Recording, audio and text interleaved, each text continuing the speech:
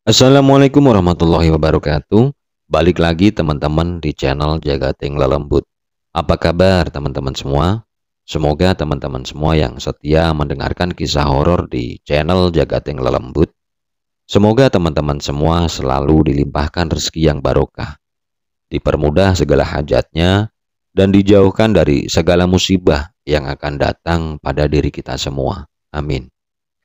Oke, pada kesempatan kali ini saya akan menceritakan kisah horor dari salah satu sahabat Jagating Lelembut. Sebut saja namanya Satria. Mas Satria ini akan menceritakan kisah horornya ketika dia mendaki Gunung Ciremai. Seperti apa kisahnya? Tapi sebelum teman-teman mendengarkan kisah horornya, teman-teman jangan lupa like, komen, dan subscribe di channel ini agar channel ini terus berkembang. Dan channel ini terus semangat menceritakan cerita-cerita horor untuk teman-teman semua.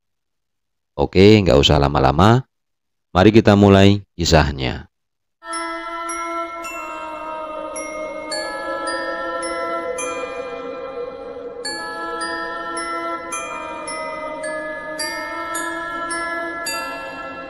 Pendakian ke Gunung Ciremai ini dimulai sekitar bulan Juni 2019 kemarin. Satria dan ceweknya yang bernama Sinta beserta 7 orang teman lainnya, sebut saja namanya Anton, Nita, Olive, Dias, Ridwan, Siska, dan Ali. Mereka semua berkeinginan untuk mendaki ke Gunung Ciremai. Jadi awal banget sebelum mereka berangkat ke Cirebon, Satria ngajakin Sinta buat ikut naik juga, dan Sinta pun mengiyain. Cuma saat itu Sinta mikir, pasti gak bakal dibolehin sama orang tuanya. Dan akhirnya Sinta pun bilang ke orang tuanya kalau dia ini hanya menginap di rumah temannya selama 2 hari. Awalnya Satria ini ragu untuk naik ke Gunung Ciremai. Secara dia adalah seorang pendaki pemula yang baru mendaki Gunung Prau saja. Kalian tahu kan, tinggi Gunung Prau itu tidak setinggi Gunung Ciremai, dan tentunya treknya pun tidak sesulit trek Gunung Ciremai. Ya sudahlah, akhirnya mereka bersembilan pun membentuk satu grup WhatsApp yang bernama OTW Gunung dan memutuskan untuk tetap naik ke Gunung Ciremai.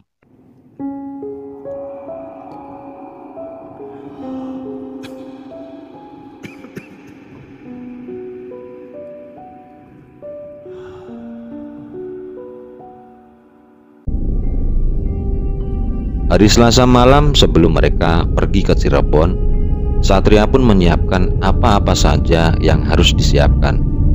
Dan saat itu, Satria cuma beli madu dan obat-obatan kecil di suatu minimarket. Maklum, dia pemula yang gak tahu apa-apa. Satria pun bilang ke orang tuanya kalau dia itu mau mendaki ke Gunung Ciremai. Nah, di situ ibunya Satria mukanya seperti nggak biasanya, seperti ada rasa-rasa cemasnya. Tapi pada akhirnya ibunya pun mengizinkan Satria untuk naik Gunung Ciremai. Satria bilang ke ibunya kalau dia harus berangkat sebelum subuh karena mereka bersembilan janjian untuk ketemu di Taman Sumber Cirebon pukul 7 pagi. Singkat cerita, Satria pun tidur dan dia bangun pukul 3 pagi. Ketika Satria mau naik motornya dan berangkat ke titik kumpul itu, dia melihat ban motornya dua-duanya kempes. Satria coba tanya sama orang rumah, kenapa tuh ban motor bisa kempes? Tapi nggak ada yang tahu. Dalam hati Satria bilang, aneh, motor dalam rumah, siapa ya yang iseng ngempesin? Akhirnya Satria pompa ban motornya dan dia pergi ke Cirebon sehabis subuh. Dan dia sampai di Cirebon sekitar jam setengah 7 pagi. Sesampainya di Cirebon, Satria sarapan dan setelah itu dia pergi menjemput temannya yang bernama Anton di salah satu pesantren di daerah Kaliwadas yang kebetulan sedang liburan saat itu. Tapi Anton ini trader dia yang katanya mau nyiapin segala sesuatunya, ternyata dia belum nyiapin apa-apa. Karena mereka semua nggak ada yang punya peralatan mendaki gunung, akhirnya mereka memutuskan untuk menyewa semuanya. Lalu setelah itu, mereka pun berangkat ke salah satu masjid di Pleret Cirebon untuk bertemu Sinta. Satria sengaja untuk ketemu Sinta di masjid. Soalnya kalau Satria menjemput Sinta di rumahnya bakalan runyam, karena Sinta kan bilangnya mau nginep di rumah temennya. Setelah itu Anton bilang kalau dia harus menjemput Ridwan di rumahnya, karena yang memegang logistik, makanan segala macam itu Ridwan. Cukup lama Satria dan Sinta menunggu Anton di Masjid Pleret, mungkin sekitar 2 jaman. Saat itu Satria pun emosi dan dia mencoba menghubungi Anton. Di situ Anton bilang kalau dia lagi ada masalah, tapi dia nggak mau bilang apa masalahnya. Dan akhirnya Satria dan Sinta pun pergi ke Taman Sumber Cirebon, dan di situ mereka bertemu dengan Olive, Siska, dan Dias. Saat itu Ali belum datang, dan anehnya banyak masalah yang menyertai mereka, bahkan sebelum mereka sampai ke kaki Gunung Ciremai. Mereka saat itu saling salah-salahan karena janji kumpul dan berangkat jam 7 pagi, tapi malah molor dan baru berangkat dari situ jam 2 siang. Setelah peralatan sewaan sudah ada semua dan mereka bersembilan sudah kumpul, mereka pun berangkat ke jalur pendakian Apui Majalengka. Mereka sampai di base camp Apui itu sekitar waktu asar, sekitar setengah 4-an. Sebelumnya mereka sudah sepakat kalau mereka sampai base camp itu sore, maka mereka nggak akan memulai pendakian sampai besok pagi. Tapi Anton di sini tetap ngotot untuk tetap mendaki saat itu juga, dan dia bilang kalau bakal istirahat di pos 1 Gunung Ciremai saat maghrib. Mereka pun mulai mengurus administrasi, dan akhirnya mereka sepakat untuk naik ke Gunung Ciremai saat itu juga jam 4 sore lewat. Mereka di situ sudah diingatkan oleh ranger setempat agar jangan mendaki sore, takutnya ada apa-apa. Secara mereka semua kan pemula, tapi bermodal bismillah, mereka tetap melanjutkan mendaki. Pendakian dimulai dengan formasi Ali sebagai leader, secara dia yang paling tahu jalan. Tepat di belakang Ali ada Satria, Sinta, Anton, Mita, Olive, Siska, dan Ridwan. Sedangkan posisi sweeper di sini dipegang oleh Dias. Seiring mereka berjalan, hari pun mulai gelap, dan fatalnya dari mereka bersembilan, hanya 3 orang yang membawa headlamp. Sebelum masuk waktu maghrib, mereka istirahat di pos 1 Arban. Di situ juga banyak pendaki yang turun. Karena di pos 1 itu banyak yang istirahat, akhirnya yang awalnya mereka berencana untuk istirahat di pos 1 itu pun batal. Setelah melewati pos 1 Arban itu, Sinta mulai terlihat aneh. Dia selalu melihat ke sebelah kiri, ke arah pohon yang tinggi yang bawahnya itu jurang. Ketika diajak ngobrol sama Satria, Sinta dia kayak nggak denger, dan pandangannya itu terlihat kosong. Di sini Satria berpikir kalau Sinta pasti telah melihat sesuatu, karena di rumahnya pun Sinta sering melihat makhluk-makhluk itu. Satria pun berusaha menengokkan kepalanya Sinta untuk menghadap ke depan. Terus Satria bilang, apapun yang kamu lihat, tetap fokus ke depan dan baca bismillah. Jangan lihat kemana-mana lagi ya. Sinta pun menjawab, aku takut, A. Perjalanan berlanjut sekitar pukul 7:30 malam. Mereka istirahat sejenak di jalur yang lumayan luas dan landai. Mereka tidak mendirikan tenda di situ, hanya sekedar istirahat buat makan-makan. Secara mereka dari pagi itu belum makan, karena mereka masih harus mengurus tentang penyewaan alat-alat. Tapi saat mereka istirahat, tiba-tiba satu botol yang masih penuh terisi air jatuh menggelinding. Ali pun mengejar botol itu, dan air itu menggelinding ke arah jurang. Dan untungnya Ali sempat berhenti sebelum dia ikut jatuh ke jurang.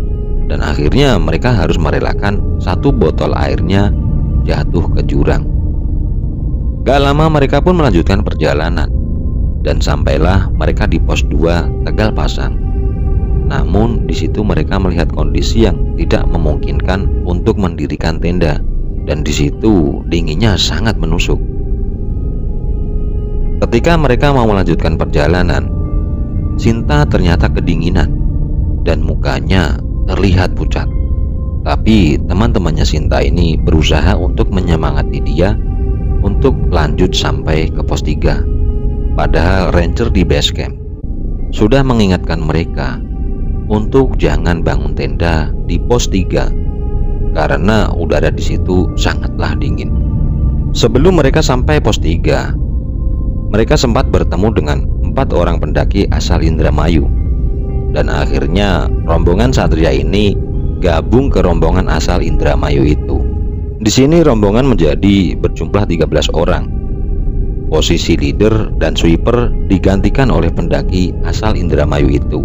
Satria dan teman-temannya berada di tengah-tengah barisan, persis sebelum pos 3. Sinta terjatuh karena sudah tidak kuat lagi menahan dingin.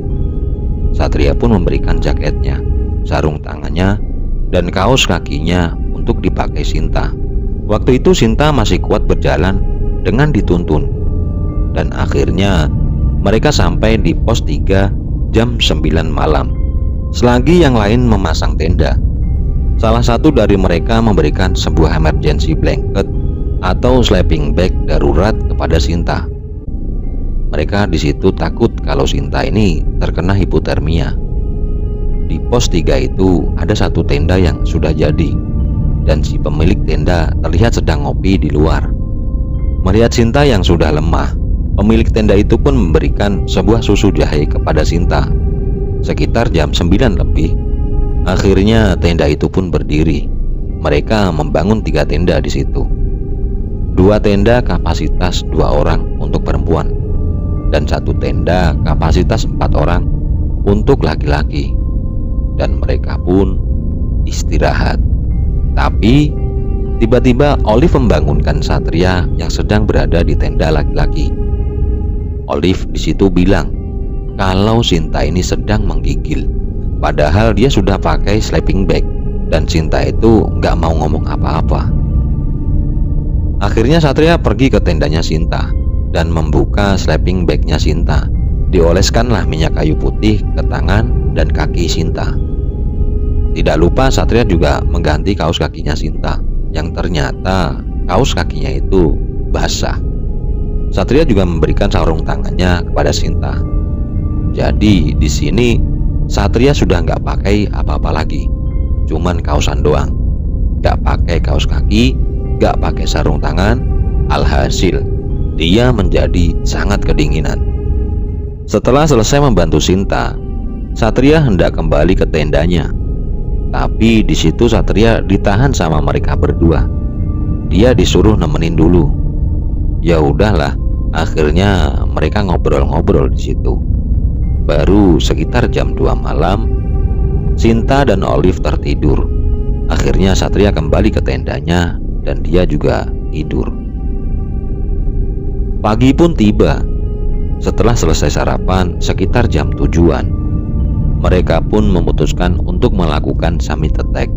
Di situ Satria bilang kalau dia dan Sinta nunggu di pos 3 aja, karena kondisi Sinta di situ masih lemah. Tapi Sinta di situ maksa untuk ikut ke puncak karena dia merasa tanggung. Masa udah sampai di situ nggak ke puncak? Dan akhirnya mereka berdua pun ikut. Formasi pagi itu Anton sebagai leader dan Ridwan sebagai sweeper. Mereka bersembilan lagi di situ karena 4 pendaki asal Indramayu yang kemarin malam sudah naik duluan. Di situ mereka nggak sadar kalau air ternyata hanya tinggal tersisa 3 botol. Akhirnya 2 botol dibawa dan 1 botol ditinggal di tenda. Anton, Mita, Ali, Siska, Dias, dan Olive, mereka ini berjalan dengan penuh semangat sehingga meninggalkan Satria, Sinta, dan Ridwan di belakang. Sampailah mereka di pos bayangan setelah pos 4. Di depan Ali berteriak, "Woi, cepet, pos 5 udah di depan nih." Ridwan pun jalan duluan meninggalkan Satria dan Sinta berdua. Ridwan bilang kalau dia itu bakal nungguin mereka di pos 5. Satria nggak bisa jalan cepat di situ karena kondisi Sinta yang masih lemah. Sampailah Satria dan Sinta di pos 5, tapi di situ nggak ada satupun teman-temannya yang nungguin mereka. Setelah istirahat sebentar, di situ Satria dan Sinta pun melanjutkan perjalanan. Di situ Sinta mulai terlihat sangat lemas karena kekurangan cairan. Secara air dipegang oleh rombongan yang ada di depan. Sampailah mereka di jalur bebatuan dan pasir setelah pos 5. Sinta terlihat ingin pingsan dan tak berdaya. Di situ mereka berdua bertemu dengan pendaki yang mau turun, dan Satria pun meminta sedikit air kepada para pendaki itu. Satria dan Sinta baru bertemu dengan teman-temannya di persimpangan jalur Apui dan Linggarjati. Pada saat bertemu mereka, Satria langsung emosi dan marah-marah karena Satria merasa sudah ditinggalin sama mereka. Tapi ternyata teman-temannya Satria yang jalan duluan pun tidak sampai puncak. Mereka hanya bisa sampai di Gua Walet dan terpaksa balik lagi dikarenakan kabut yang tebal dan kondisi yang tidak memungkinkan. Mereka nggak mau melanjutkan karena takut nanti salah satu dari mereka ada yang terkena hipotermia. Sekitar jam 11 yang lebih, mereka pun turun. Mereka sepakat kalau mereka harus sampai di base camp sebelum maghrib. Singkat cerita, sampailah kembali mereka di pos 3, tempat mereka mendirikan tenda. Mereka pun langsung beres-beres untuk turun ke base camp. Sekitar jam 2-an baru mereka turun dari pos 3 itu. Jam sudah menunjukkan waktu asar. Ketika mereka sampai di pos 2, di situ mereka terpisah. Anton dan Mita tertinggal di belakang. Formasi saat itu nggak karuan. Sinta, Siska, Olive, dan Ridwan itu duluan. Mereka nggak mau istirahat karena mereka takut kalau maghrib belum sampai di base camp. Satria, Dias, dan Ali menunggu Anton dan Mita di pos 2. Dan akhirnya mereka berdua pun muncul bersama dengan 4 orang pendaki asal Indramayu yang kemarin. Sedikit lega Satria dan teman-temannya di situ. Setelah pos 2, Satria, Dias, dan Ali turun dengan berlari. Dan akhirnya Anton, Mita, dan 4 pendaki asal Indramayu itu ketinggalan lagi di belakang. Tapi di sini Satria merasa tenang karena Anton dan Mita bareng sama 4 pendaki asal Indramayu itu. Waktu sudah menunjukkan pukul 5 sore dan mereka bertiga belum sampai di pos 1 Arban. Sebelum pos 1, Satria sempat melihat ada pendaki yang kakinya terkilir. Tapi mereka bertiga tidak berhenti. Mereka harus melanjutkan perjalanan. Baru selepas maghrib, sampailah mereka di base camp. Ridwan, Sinta, dan Olive sudah duluan sampai di sana. Namun Anton, Mita, dan 4 pendaki asal Indramayu itu belum juga kelihatan. Tapi ada hal yang aneh di sini. Satu tenda sewaan hilang entah kemana. Padahal waktu beres-beres di pos 3 itu, mereka yakin kalau nggak ada yang ketinggalan. Lalu kira-kira ketika waktu Isya, sekitar jam 7 malam, mereka semua dikagetkan dengan ranger yang membawa 1 orang perempuan dengan ditandu. Dan ternyata itu Mita. Dia terkena hipotermia di pos 1 Arban. Mereka semua pun berkumpul di base camp dan memutuskan untuk menginap di situ. kira-kira jam 9 malam. Mereka yang laki-laki tidur di pos evakuasi dan yang perempuan tidur di pos administrasi. Nah, pas lagi tidur, sekitar jam 11 malam, Satria bermimpi kalau Sinta itu lari balik lagi ke jalur pendakian dan hilang. Sontak Satria terbangun. Dia pun langsung mengecek ke tempat cewek-cewek sedang tidur. Untungnya mereka baik-baik saja. Setelah itu Satria pun melanjutkan tidurnya. Waktu berlalu, sekitar jam 2 malam, Satria kembali mendapatkan mimpi. Di dalam mimpi itu, Satria melihat ada sosok bayangan hitam besar berada di atas pos tempat mereka tidur. Dan sosok itu bilang, "Kalian ceroboh." Spontan Satria terbangun. Dia langsung membangunkan Dias untuk nemenin dia ke tempat cewek-cewek sedang tidur. Setelah dicek, ternyata mereka baik-baik saja. Pagi pun tiba. Satria bertanya ke Sinta, "Tadi malam gak ada yang ganggu kan?" Sinta bilang, "Gak ada, A. Tapi tadi malam katanya Sinta dan Siska gak bisa tidur karena di situ Sinta menggigil dan baru bisa tidur sekitar jam 1 malam." Mendengar jawaban Sinta, di situ Satria sedikit bingung. Padahal semalam Satria sekitar jam 11-an dia sempat ngecek mereka dan mereka semua terlihat sedang pulas tertidur. Entah apa yang sebenarnya terjadi. Satria saat itu sangat bingung. Singkat cerita, akhirnya mereka pun sampai ke rumah masing-masing pada hari Jumat. Dan soal tenda yang hilang itu, mereka pun berjanji untuk menggantinya. Satria pun cerita ke Sinta tentang apa yang dia alami. Karena Satria percaya kalau dia share cerita-cerita itu ke grup WA OTW Gunung, gak bakal ada yang percaya. Dan Sinta akhirnya mengaku kalau pas awal-awal pendakian itu, saat dia melihat ke kiri terus itu, ternyata di situ dia seperti melihat ada sosok yang mengintip dari balik pohon. Nah, keesokan harinya, di hari Sabtu, Satria harus balik ke pesantren di Brebes. Dan dia pun ditelepon lagi sama Sinta. Sinta bilang kalau dia itu ternyata ada yang ngikutin sampai rumah. Cerita belum selesai sampai di sini. Nah, di hari Minggu, Sinta pergi ke rumah tetehnya yang ada di Cirebon kota. Jadi tetehnya Sinta ini bisa melihat makhluk-makhluk kayak gitu. Nah, tetehnya ini setiap kali lagi ngobrol sama Sinta, dia selalu memalingkan mukanya, seakan-akan takut kalau melihat wajah Sinta. Kenapa kok begitu? Ternyata Sinta diikutin sama makhluk yang sangat seram penampilannya. Dan makhluk ini gak mau diajak ngobrol. Akhirnya tetehnya itu menyarankan Sinta untuk pergi ke seorang kiai di daerah Cirebon. Satria mendengar hal ini, dia menjadi panik. Dan dia berniat mau ke Ciremai lagi untuk meminta maaf. Tapi tetehnya bilang kalau gak usah ke sana lagi, banyakin doa aja.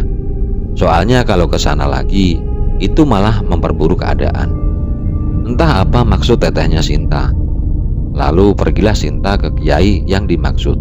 Dan akhirnya makhluk itu pun bisa diusir setelah didoain oleh sang kiai. Dan sampai sekarang Sinta masih trauma untuk mendaki gunung lagi. Belum selesai. Setelah sekitar 1 minggu, di grup FB pendaki Cirebon, ternyata ada yang mengumumkan kalau ada yang menemukan tenda di pos 3, yaitu pos tempat mereka kemarin nginep. Dan tenda itu berlabel nama tempat di mana Satria menyewa tenda itu.